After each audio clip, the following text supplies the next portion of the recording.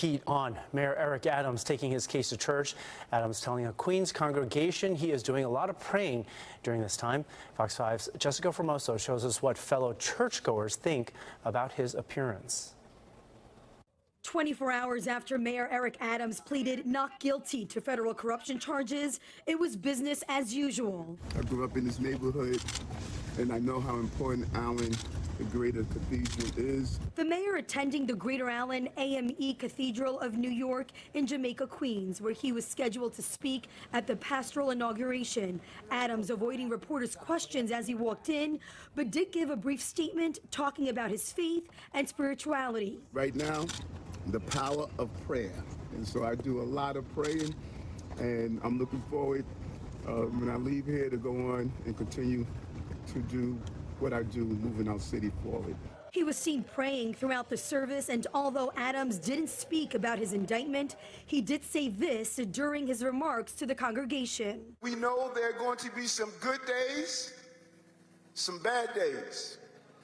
Some days you wish you would have gotten out of bed, and some days you wish you would have stayed in bed. Facing probably one of the biggest tests of his life, he is the first New York City sitting mayor to be criminally indicted, facing 5 counts, including bribery, wire fraud, and accepting improper campaign contributions from Turkey officials. He's continuing to do his duties as mayor and not being sidetracked by the issue at hand. When there's smoke, there's fire, and the smoke is blazing. On Friday night, Adams visited a senior center in Harlem, posting this video on social media saying, "Our efforts are making a real difference," maintaining his innocence and continuing to do his job despite being criminally charged and multiple calls for his resignation. There's nothing in the law that says if you are charged, you can't hold that public office because of the charge. Dante Mills is a criminal attorney and law professor. He says the only thing the mayor can't do is travel outside the country, and that's because his passport has been seized due to his charges. However, he can still travel within the country. There will be some restrictions with pretrial services.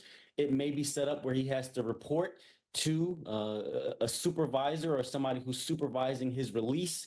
So if he has to leave the state or if there's some travel that's extended or something, he may have to get clearance. The mayor is due back in court next week. If convicted on all 5 counts, he faces up to 45 years in prison. Arthur? All right, thank you, Jessica. Well,